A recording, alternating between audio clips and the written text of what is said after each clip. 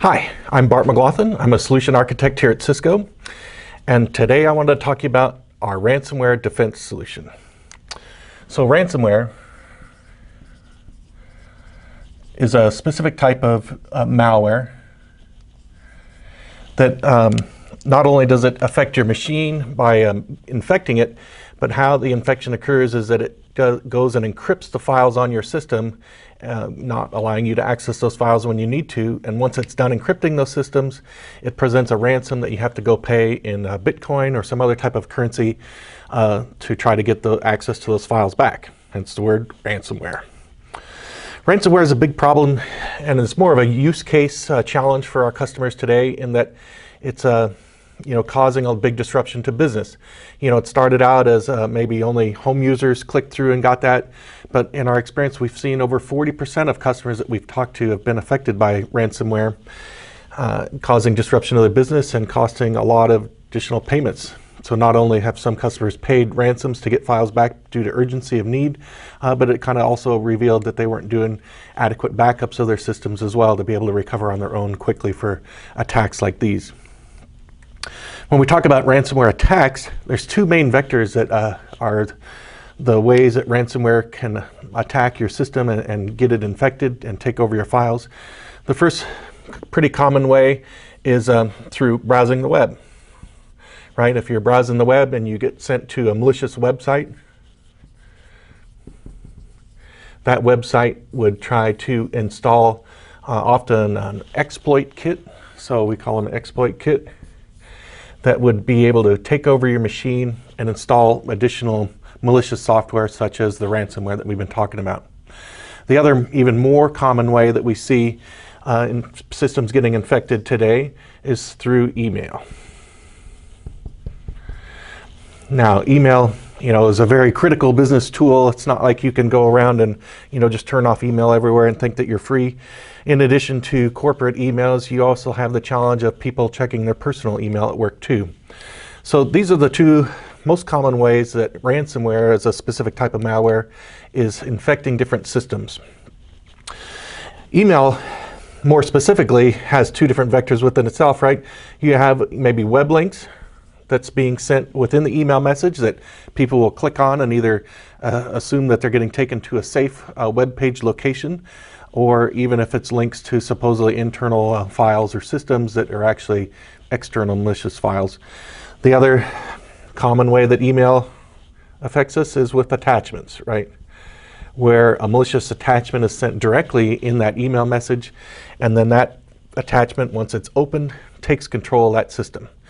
So we all have those people in our companies that open every email attachment and click on every link in emails. They are easily persuaded by some of the wording in those messages. So in our ransomware defense solution, the way we try to defend against this the best is using our cloud email security offering.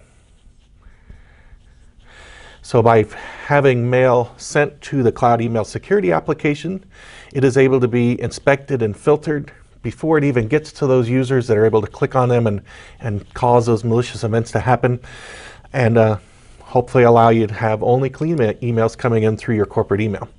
So the cloud email security works by inspecting all of the links that are in there, and so if there's a malicious link that it knows about that bad domain through threat intelligence that's gathered through our Talos team, or even other intelligence of other emails that people have received. And then also we're able to filter out known bad attachments. Attachment inspection happens by, in the cloud email security, we have added on our ability to do anti-malware protection, AMP. And so that happens up in the cloud as well. So those attachments get sent to our AMP cloud for inspection. They can also be sent up to ThreatGrid for being inspected in a sandbox. And if those come back as being malicious, the attachment is dropped and then the message is not sent on as a best practice. So two great ways to filter those messages that 80% of phishing links and spam, bring in these gatekeepers of those infections of the exploit kits. Cloud email security is the best way to block those. The next layer of defense in our onion that's wrapping around our ransomware defense solution is being able to verify the domain names of these links, whether you're browsing the web and trying, a bad site is trying to redirect you to a malicious website, we have the opportunity to do our DNS protection with Umbrella, so that when you click on the link from your known good website, whether it's your corporate website or a trusted Facebook web page, what you thought was a trusted post, that redirection might be going to a malicious domain that hosts those exploit kits that would be able to infect your system. Umbrella is able to check that DNS lookup to that known domain, and if it's a bad domain, we would go ahead and block that link and send you to a safe landing page instead. Or in the case of a domain name that is brand newly created that day, you may still make it to that dangerous site. So there's another opportunity of, once an exploit kit may have gotten installed, if your company was targeted that day by a brand new website that was only turned up a few hours ago, and there hasn't been time to gather threat intelligence to know that this was a bad site, that exploit kit might still be installed. And so they've gotten through your first layer of defense of being able to block it based on the history of known bad domains. But thankfully, DNS lookups happen in several different places. So your PC down here, might get that exploit kit installed and become compromised with the exploit kit. But when the exploit kit tries to reach out to another malicious domain, that malicious domain that has additional tools that it tries to download, that try to download to your PC, this is another opportunity for our Umbrella DNS to block your PC from going out to that malicious domain, and therefore block the download of those additional tools, which often include ransomware. So that's a second opportunity of tools being possibly downloaded to PC and where the ransomware infection could occur. Yeah, you still got the exploit kit installed, but at least your files didn't get encrypted because that malicious domain might have been well known and was blocked when the ransomware tool was tried to be downloaded. Now, in the event that the malicious domain was a brand new domain that was turned up as well, this might have succeeded, in which case we get to our final layer of defense. When your PC has an additional file downloaded, and then we run our anti-malware protection for endpoints, which is our AMP for endpoints, and that's software that actually runs on the PC. And then when those malicious files try to be opened on the PC there, AMP is able to inspect them, and so if it's a known piece of malicious software, it can be blocked.